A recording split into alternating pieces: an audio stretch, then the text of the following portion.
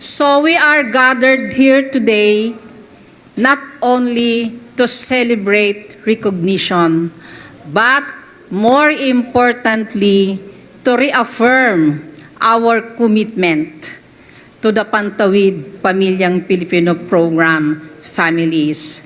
I could say that this recognition is indeed a testament, a story of your strong leadership, seamless collaboration, and genuine care to our poor families.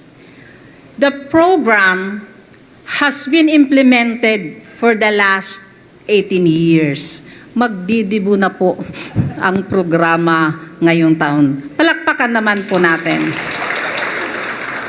So it has been recognized as the government cornerstone flagship program on poverty reduction.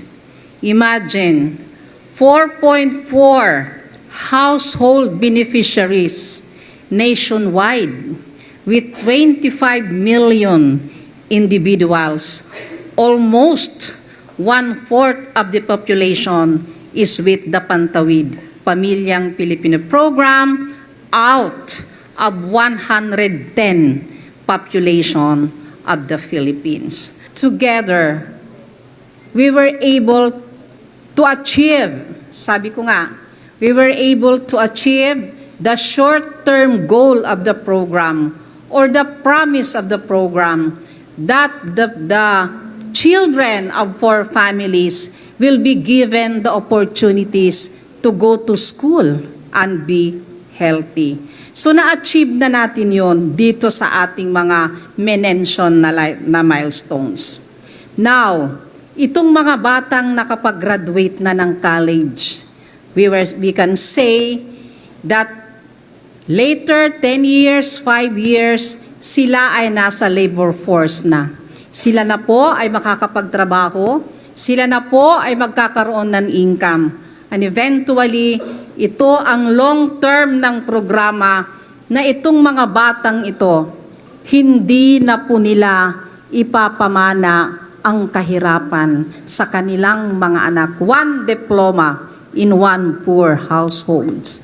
So, the long-term goal of the program is indeed to break the intergenerational cycle of poverty. Sana po lahat ng mag-graduate, hindi na po sila bumalik, no sliding back to poverty, because we will sustain the gains, no, from the program, from the Pantawid. Itutuloy natin, i-ensure natin, di ba, na sila ay tuloy-tuloy na umunlad kahit wala na sa 4Ps. Kaya sa graduation, minsan yung mga 4Ps, di ba, mga mayors, napapansin nyo, parang hindi sila masaya. Ngayon lang ang graduation na hindi masaya. Bakit? Di ba? Ayaw nilang umalis, di ba? Kasi siguro takot sila, di ba? Na pag wala na sa 4Ps, kaya we have to explain to them, make them understand that hindi naman ibig sabihin pag wala na sa 4Ps, wala ng gobyerno. Andyan po kayo na tuloy-tuloy, whether you like it or not, because they are your constituents. Dadaan lang po ang DSWD, dadaan po ang DOLE, dadaan lang at ibang-ibang programa ng gobyerno. Pero at the end of the day, it's the local government units who will really sustain and continue the interventions para umahon sila sa kahirapan. So malaki po talagang, kaya as I've said earlier, the local government units are our primary partners. Kaya the social welfare programs has been devolved, diba? Has been devolved to the local government units to bring these services, basic services, nearer to the people. Kasi malayo na po at the national level.